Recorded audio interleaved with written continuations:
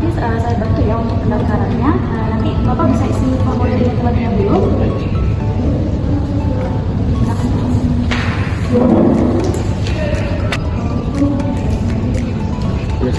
Baik Bapak, Ibu boleh langsung ke ruangan yang ada di sebelah ini ya. Baik, sus. Terima kasih.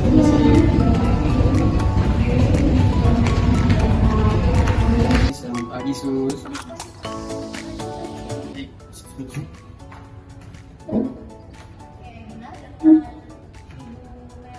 Bapak Pepe? Ya, sus. Ya benar ya.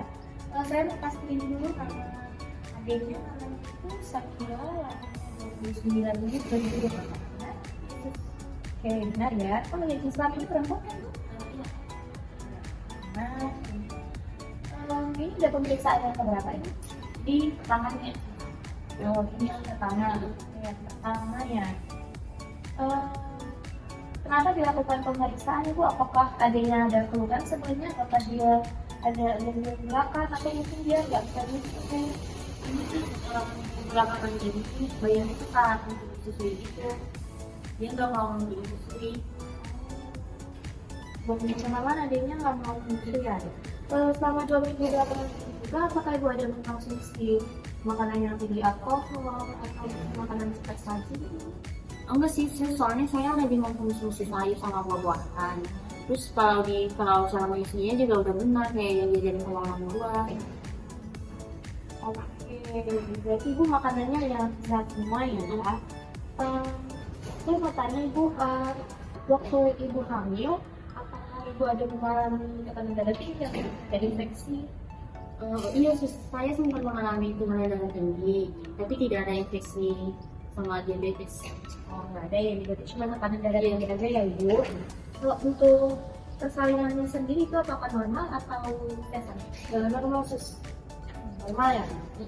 Waktu ini terakhir, apakah dia menangis dengan kencang atau mungkin ada sesak sama ini?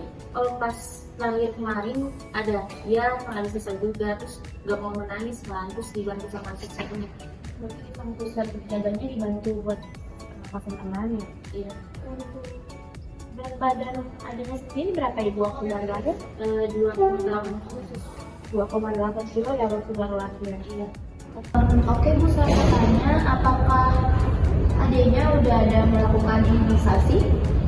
Begitu sus, soalnya kami sama-sama kerja gitu kan, dan kerja jadi udah pernah, tapi nggak lengkap gitu sus imunisasinya. Oke, nggak lengkap ya. Kalau boleh tahu itu imunisasi apa aja Bu? Itu TBC sama pneumonia. Iya sus.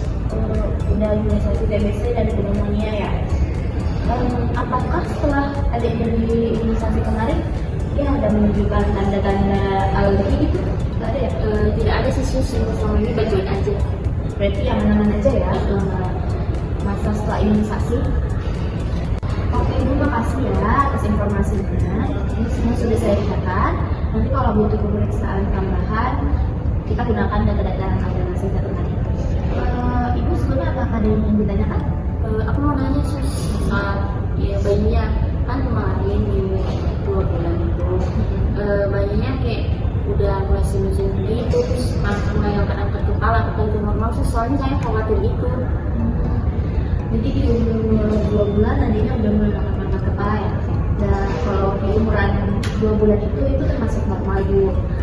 Jadi Ibu nggak perlu khawatir kalau itu ada kelainan kepala, tapi itu normal untuk anak seumuran 2 bulan.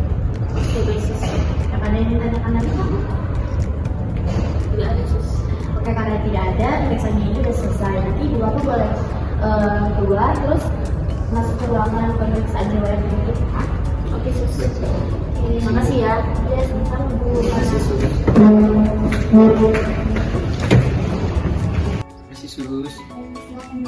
sus. Ya, sudah pemeriksaan ya. Sudah sus. Selanjutnya saya akan melakukan pemeriksaan riwayat kesehatan bayi ibu dan bapak ya. Untuk pembantu saya memahami pertanyaan dari pertama-tama, apakah bayi ibu mengalami sedih seperti meningitis, encefalitis atau infeksi otak tadi? Dan sejauh ini sus nggak pernah sih, tapi kemarin cuman kayak batuk-batuk gitu. Terima kasih. Iya. apakah pernah mengalami di mana demam tinggi terus tiba-tiba kejang atau perubahan kesadaran itu baik? Kemarin sempat terus ini demam tinggi, tapi itu langsung minta obat sama dokter, terus tidak ada kejang. Sekarang saya ingin menanyakan tentang riwayat keluarga di bulan itu. Apakah ada anggota keluarga dari pihak ibu atau bapak yang memiliki gangguan serius yang keturunan? Kalau dari bapak saya sih sus, beliau dari muda sudah didiagnosis mengalami epilepsi. Kalau ibu saya sih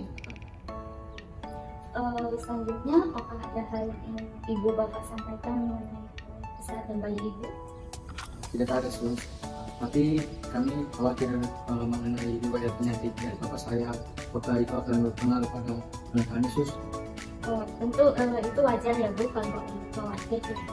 Namun penyakit keluarga itu memang salah satu hal yang perlu diperhatikan. Tapi bukan salah satu penentu. Kami akan melakukan pemeriksaan dulu.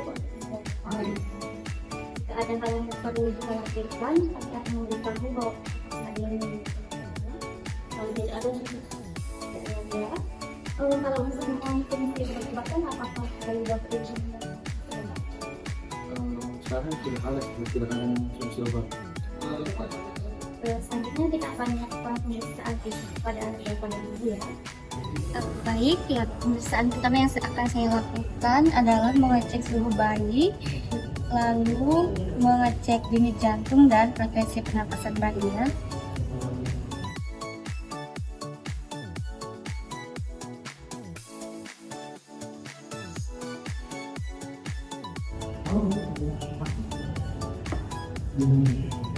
Pertama saya akan cek suhu dulu.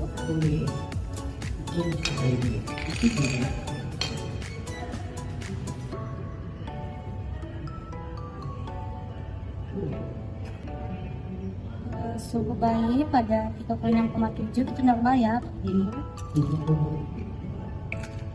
Lalu selanjutnya saya akan periksa denyut jantung bayi.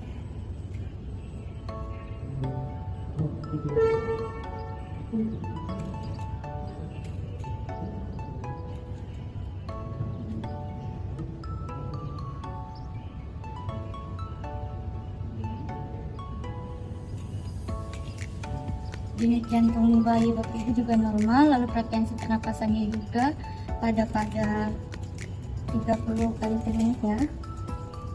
Lalu ukuran kepala bayi normal, wajah dan bentuk kepala simetris, tidak ada benjolan.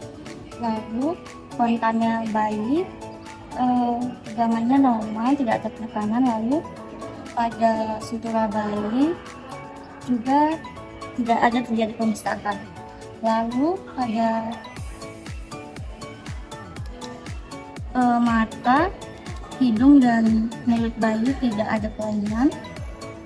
Selanjutnya saya akan memeriksa refleks bayi. Pertama saya akan mengecek refleks neuro. Saya akan kejutkan bayinya. Sekali lagi terlihat pada kedua sisi tangan bayi memiliki refleks yang positif ya saat dikejutkan. Lalu refleks rutin, saya taruh jari saya di sini dan bayi mengikuti arah jari yang saya tunjuk pada bagian pipi sebelah kanan bayi. Lalu saya akan mengecek refleks menggenggam bayi. Refleks menggenggam bayi positif, bayi menggenggam jari saya dengan baik. Lalu refleks menghisap, saya cuci tangan terlebih dahulu.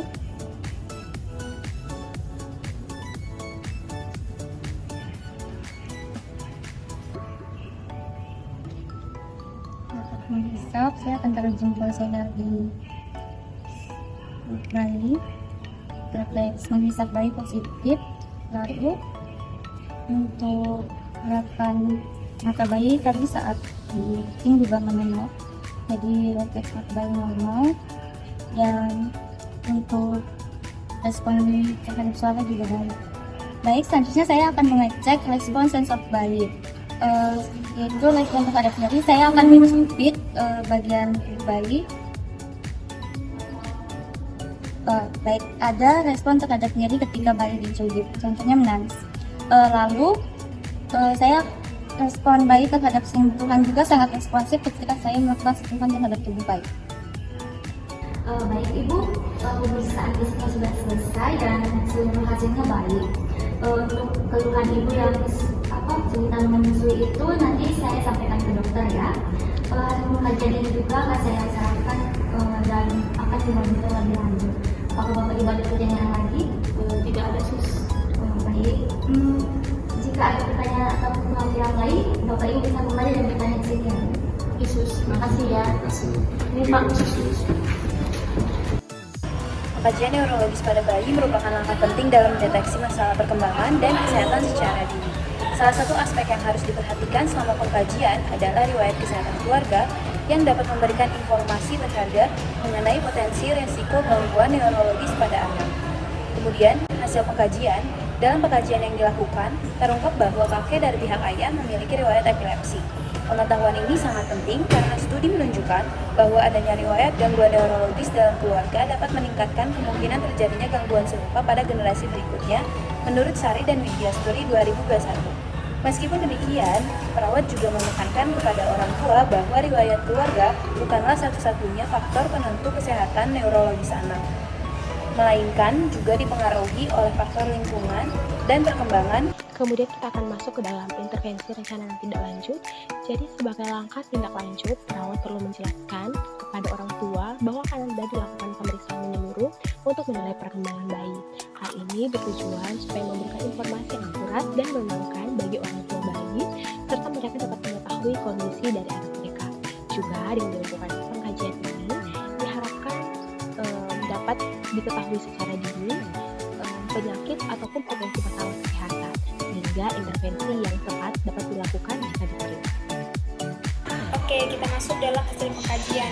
Di mana dalam hasil pengkajian ini diketahui bahwa ibu mengalami kesulitan dalam menyusui selama 2 minggu terakhir. Ibu menyatakan bahwa pada minggu pertama tidak ada keluhan dan bayi masih dapat menyusui dengan baik. Tapi penelitian menunjukkan bahwa kesalahan dalam posisi menyusui dapat menyebabkan bayi mengalami kesulitan untuk mendapatkan ASI yang cukup, sehingga dapat berpotensi mempengaruhi kesehatan dan perkembangan mereka. Selanjutnya ada dampak posisi menyusui terhadap kemampuan bayi dalam menyusui. Posisi menyusui yang tepat sangat penting untuk memastikan bahwa bayi dapat menyusui dengan baik. Kesalahan posisi saat menyusui dapat menyebabkan bayi mengalami kesulitan dalam mendapatkan ASI, yang dapat berdampak negatif pada pertumbuhan dan perkembangan mereka. Oleh karena itu, pengkajian mengenai posisi menyusui ibu selama sesi pemeriksaan bayi sangat penting. Intervensi dan rencana tindak lanjut, yaitu perawat memberikan edukasi kepada ibu tentang posisi yang benar dan cara-cara untuk memastikan agar bayi dapat menyusui dengan baik. Edukasi ini mencakup cara-cara untuk memegang bayi dengan nyaman, mengatur posisi agar bayi dapat menyusui dengan efektif, dan memperhatikan tanda-tanda bahwa bayi sudah mendapatkan ASI yang cukup. Selain itu, perawat juga merekomendasikan sesi konsultasi lebih lanjut jika ibu mengalami kesulitan dalam menyusui. Evidence based practice yang ketiga yaitu pentingnya pemantauan imunisasi pada bayi untuk mencegah penyakit infeksi. Imunisasi ini adalah salah satu langkah pencegahan utama untuk melindungi bayi dari berbagai penyakit infeksi yang berpotensi serius. Kemudian pemantauan riwayat imunisasi pada bayi merupakan bagian penting dalam perawatan kesehatan anak, terutama pada usia dini. Hasil pengkajian. Dalam pengkajian yang dilakukan, terungkap bahwa orang tua bayi, Nyonya M dan Tuan P, belum menyelesaikan imunisasi lengkap untuk bayi mereka dengan hanya melakukan imunisasi TBC dan pneumonia. Data menunjukkan bahwa ketidaklengkapan imunisasi dapat meningkatkan risiko bayi terhadap infeksi yang dapat dihindari. Sebagai tambahan, perawat menekankan pentingnya melakukan imunisasi secara tepat waktu untuk mencegah penyakit yang dapat menyebabkan komplikasi serius. Intervensi dan rencana tindak lanjut. Sebagai langkah tindak lanjut, perawat memberikan informasi mengenai jadwal imunisasi yang diperlukan untuk bayi dan pentingnya melakukan imunisasi lengkap. Perawat juga menyarankan orang tua untuk menjadwalkan kunjungan berikutnya untuk melaksanakan imunisasi yang tertunda. Dengan melakukan langkah ini, diharapkan orang tua dapat memahami pentingnya imunisasi dan melindungi kesehatan bayi mereka dengan lebih baik.